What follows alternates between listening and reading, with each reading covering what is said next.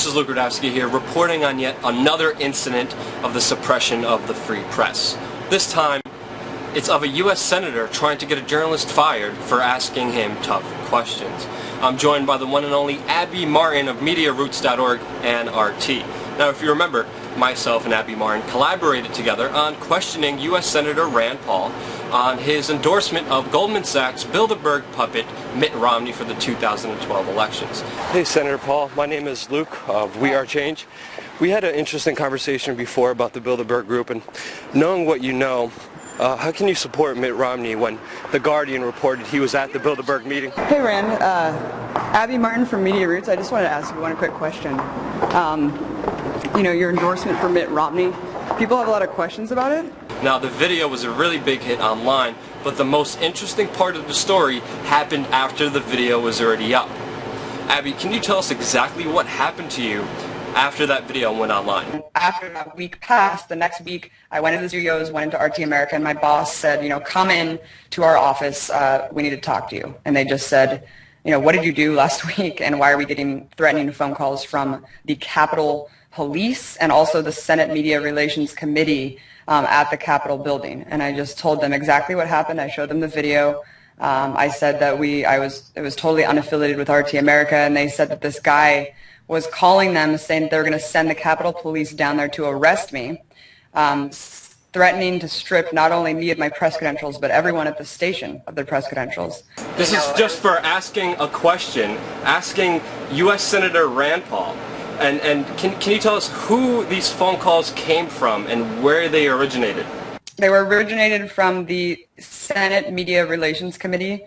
I'm not going to say the guy's name because I don't, it was Mike something, I forget his last name, but he oversees that entire committee, and so he was calling to threaten me on behalf of him coming directly from the senator.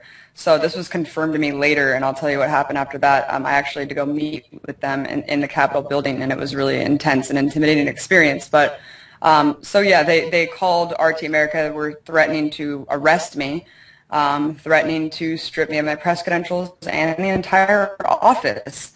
So once I explained to my boss and producers what exactly happened, they were just like, doesn't sound like you did anything wrong. If I were you, I would definitely get a lawyer or just meet with him, because he kept following up saying that he wanted to meet me so he can hear my side of the story. And I didn't know how to respond. I didn't know if I should get like a lawyer involved. And so finally I just wrote him back and I said, all right, I'll meet with you. So I had to go to the Capitol building and meet with this guy in a small room, like an interrogation room. And it wasn't just him. It was the bureau chief of Al Jazeera, the bureau chief of CNN, Fox News, MSNBC.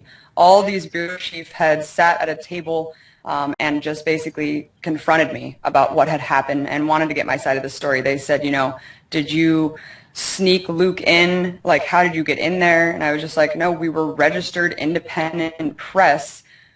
All we did was go through the metal detector and just go in the Capitol building. I mean, no one even checked. It was like so lax. I mean, you remember what happened. We walked in there. We even told the woman at the front desk, we're here for this press event down the way. And she was just like, just go ahead.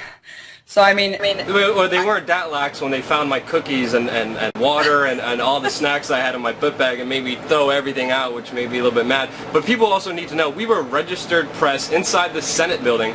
We hold different press credentials because, Abby, you have a Senate press pass. I have different press passes that I won't mention or name, but I do have that magic piece of laminated piece of paper that grants me some access and leeway to get into different places. But we were registered for an event inside the Senate building. Nobody sneaked in. We walked in through security. We were walking towards the event. We saw Rand Paul, and we asked him a question. There's no other way to go around it. We have to ask these guys serious questions. The mainstream media doesn't do it.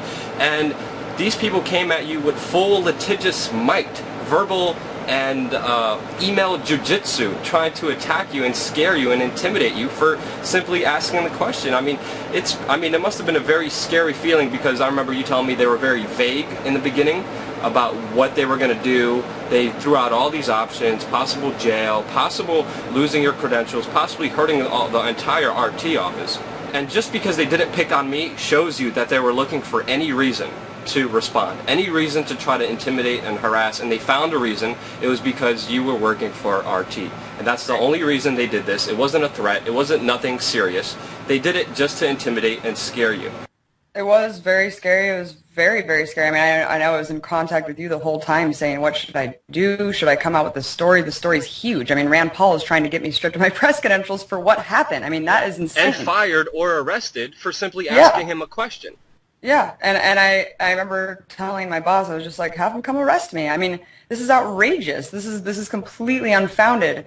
And as we know now, there was no charge that they could really do.